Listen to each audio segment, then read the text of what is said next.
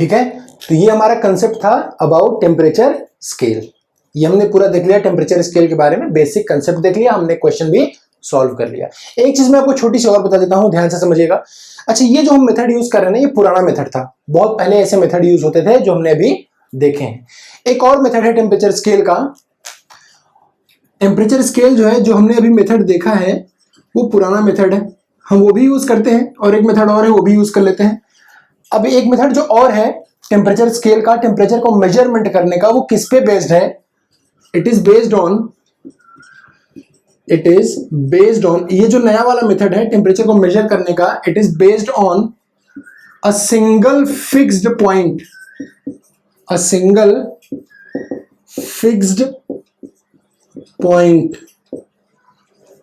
Temperature. It is based on single fixed point temperature. अब ये single fixed point है कौन सा? Triple point of water. क्या है? Triple point of water. It is based on a single fixed point, triple point of water। कितना होता है ये? 0.01 डिग्री सेल्सियस। मैंने आपको बताया था ट्रिपल पॉइंट पे टेम्परेचर कितना होता है? टेम्परेचर एट ट्रिपल पॉइंट कितना होता है? 0.01 डिग्री सेल्सियस। अब इसे कैसे नापते हैं देखिए। होता क्या एक्चुअली, मैं आपको बताता हूं। केल्विन को कैसे दिखाते हैं? केल्विन की डेफिनेशन एक बार एग्जाम में पूछा है। अब ये केल्विन डिफाइन कैसे करते हैं, ध्यान से समझिए। 1 केल्विन इज डिफाइंड एज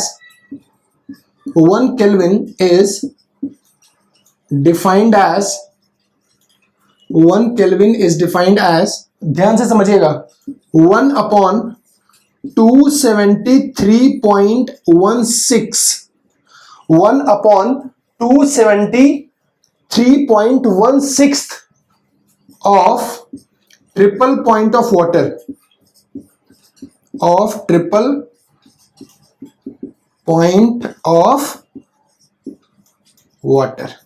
अब वाटर का ट्रिपल पॉइंट कितना होता है?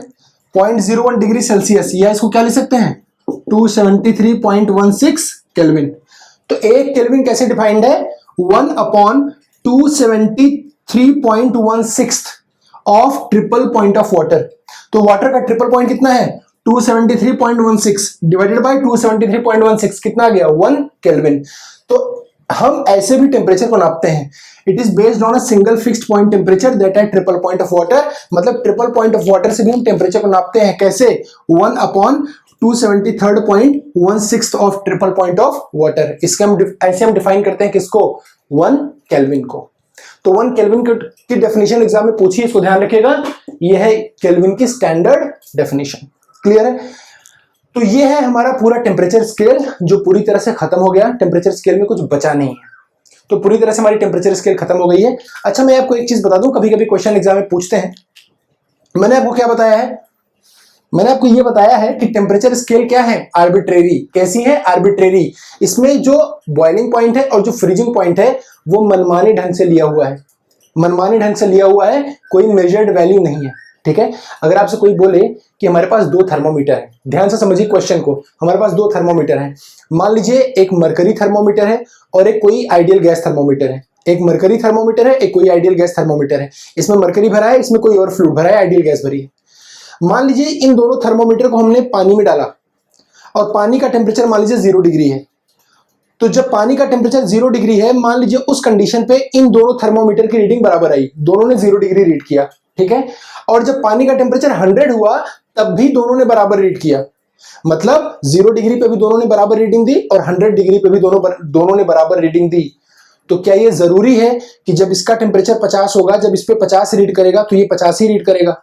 जब ये 50 रीड करेगा तो क्या ये जरूरी है कि ये 50 ही रीड करेगा? नहीं, ऐसा नहीं है। हो सकता है 0 और 100 पे दोनों बराबर रीडिंग दे, लेकिन इन बिटवीन टेम्परेचर पे जो उसके बीच के टेम्परेचर है, जरूरी नहीं दोनों उस पे बराबर रीडिंग दें।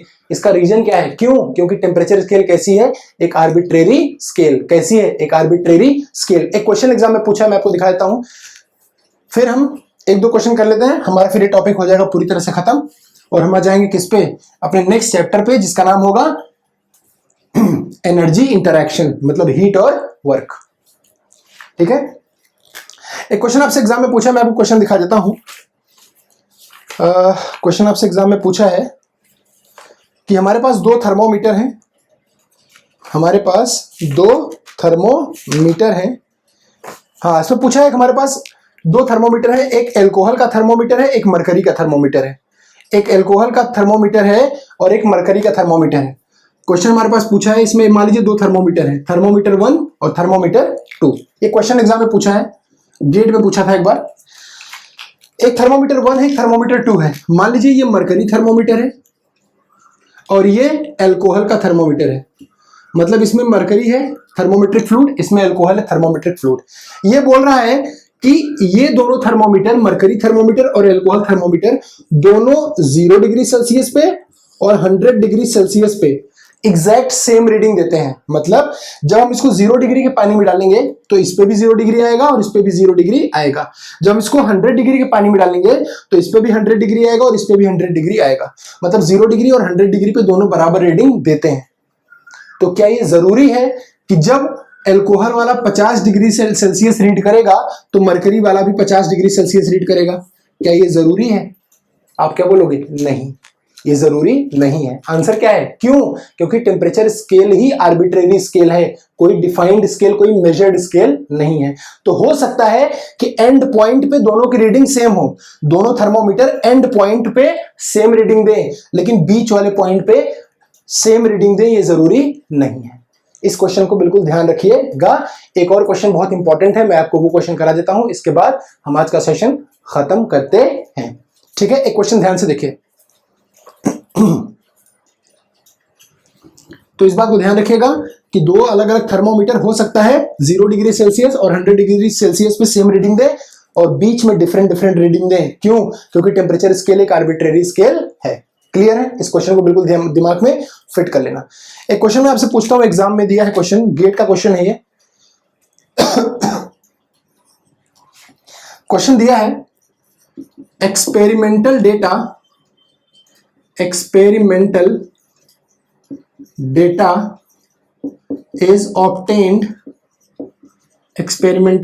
is obtained from a constant volume gas thermometer. Experimental data is obtained from a constant volume gas thermometer as shown in figure. Clear है? आपसे पूछा है the value of L in degree Celsius. The value of L in degree Celsius.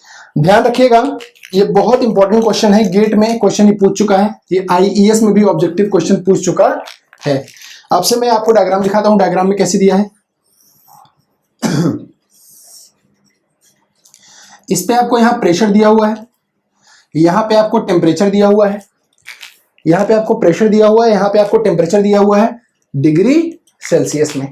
ठीक है, और यहां पे आपको एक लेंथ दिया है L और आपसे इसी L की वैल्यू पूछी है, आपसे इसी L की वैल्यू पूछी है और क्वेश्चन में कुछ इस तरह का डायग्राम आपको बना के दिया हुआ है। मैं आपको दिखाता हूं, कुछ इस तरह का डायग्राम आपको बना के दिया हुआ है। ये डायग्राम क्या है? एक कांस्टेंट वॉल्यूम गैस थर्मोमीटर है, उस पर कुछ रीडिंग्स मिली है, उसका एक कर्व प्लॉट किया हुआ है। आपसे पूछा है कि इसमें ये जो लेंथ L है इसकी वैल्यू बताइए डिग्री सेल्सियस में, इसकी वैल्यू बताइए डिग्री सेल्सियस में। क्लियर है? ध्यान से समझिए। सबसे पहला क्या है सॉल्यूशन, देखिए बहुत आसान है। क्या है ये? कांस्टेंट वॉल्यूम गैस थर्मोमीटर, मतलब वॉल्यूम क्या है? कांस्टेंट। वॉल्यूम क्या है? कांस्टेंट। तो कांस्टेंट वॉल्यूम गैस थर्मोमीटर में थर्मोमेट्रिक प्रॉपर्टी कौन सी थी? हमने देखा था प्रेशर। इसमें थर्मोमेट्रिक प्रॉपर्टी कौन सी है? प्रेशर। अब हम क्या करेंगे? पहले प्रेशर को निकालेंगे और फिर प्रेशर की मदद से टेम्परेचर निकालेंगे। थर्मोमेट्रिक प्रिंसिपल क्या कहता है? पहले हम थर्मोमेट्रिक प्रॉपर्टी को फाइंड करेंगे और उसकी मदद से फिर टेम्परेचर को फाइंड करेंगे। अब ये आइडियल गैस को यूज करता है, मैंने आपको कल बताया था। आइडियल गैस को यूज करता है तो आप इक्वेशन क्या लगा सकते हो? PV is equal to MRT। ठीक है, PV is equal to MRT, या मैं T को यहां से क्या लिख सकता हूं? PV by MR। T को मैं लिख सकता हूं PV by MR। अब देखिए ध्यान से, वॉल्यूम तो कांस्टेंट है, एम आर भी कांस्टेंट है, एम आर कांस्टेंट है, वॉल्यूम भी कांस्टेंट है। अब बचा पी। अब देखिए आपसे क्या पूछा है, इस एक्स एक्सिस पे प्रेशर की वैल्यू क्या होगी। जब हम एक्स एक्सिस पे आ रहे हैं तो प्रेशर की वैल्यू क्या होगी, एक्स एक्सिस पे वाई वाले की वैल्यू क्या होती है, जीरो। तो यहां पे प्रेशर की वैल्यू क्या हो जाएगी, जीरो। किसी भी मैथ में एक्स एक्सिस पे वाई कोऑर्डिनेट की वैल्यू क्या होती है, जीरो। तो यहां पी की वैल्यू क्या हो जाएगी, जीरो। तो क्या हो जाएगा, जीरो बाय एम आर, ये क्या आ जाएगा, जीरो। टेम्परेचर कितना आ गया, जीरो। लेकिन ध्यान रखिएगा ये केल्विन है, टेम्परेचर क्या है, जीरो। कैपिटल टी है एब्सोल्यूट टेम्परेचर, ये जीरो केल्विन आया है, एब्सोल्यूट जीरो टेम्परेचर। इसको अगर मैं सेल्सियस में, आपसे आंसर किसमें पूछा है, सेल्सियस में। अगर आपने इसको टिक कर दिया जीरो तो गलत हो जाएगा। अब आपको इसको सेल्सियस में कन्वर्ट करना है। कैसे कन्वर्ट करोगे, is equal to -273.15 degree Celsius. ये है आपका राइट आंसर। क्लियर है, सिंपल सी बात है। Constant volume gas thermometer, pressure है थर्मोमेट्रिक प्रॉपर्टी। पहले प्रेशर को निकाल लो। प्रेशर कैसे निकालोगे, एक्स एक्सिस पे प्रेशर की वैल्यू कितनी हो जाएगी, जीरो। यही लेंथ आपसे पूछा है ना, ये लेंथ आपको निकालनी है। तो यहां पे प्रेशर की वैल्यू कितनी हो जाएगी, जीरो। ठीक है, जब प्रेशर की वैल्यू जीरो हो गई तो आपसे पूछा है कि टेम्परेचर निकालो डिग्री सेल्सियस में। अब इस एक्सिस पे क्या है, टेम्परेचर, तो ये भी तो टेम्परेचर ही है। तो मैंने टेम्परेचर की वैल्यू निकाली, जीरो केल्विन या -273.15 डिग्री सेल्सियस। क्लियर है। सो हमने सारे टॉपिक्स कवर कर लिए अपने थर्मोमेट्रिक प्रॉपर्टी के और टेम्परेचर स्केल के। I think you all are very familiar with temperature scale now because we have studied it thoroughly, we have studied it from very basic. Clear है। तो आप इसको रिवाइज करिए, प्रॉपर नोट्स बनाइए और बने रहिए हमारे चैनल के साथ। सब्सक्राइब करिए होमवर्क के यूट्यूब चैनल को। सारे फैकल्टी मेंबर्स बहुत मेहनत कर रहे हैं यार लॉकडाउन में, कम से कम उनको एनकरेज करिए, सपोर्ट करिए एंड सब्सक्राइब द चैनल और keep studying, keep watching the channel. Thank you so much.